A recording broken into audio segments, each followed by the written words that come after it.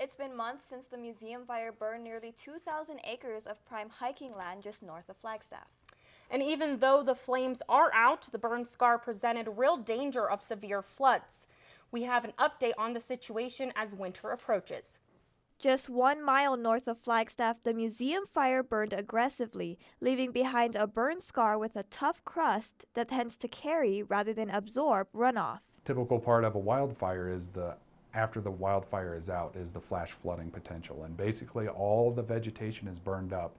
So instead of the soil absorbing moisture from thunderstorms, so all that water isn't absorbed into the earth, it actually runs off, it runs downhill. The fire started in late July and lasted for about 3 weeks during the monsoon season.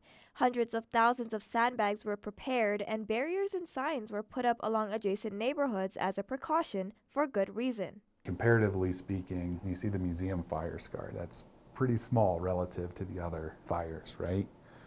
But the reason it's a big deal is because the population that's affected, it's the second most populous area in northern Arizona. But luckily for Flagstaff, the monsoon season turned out to be one of the driest on record.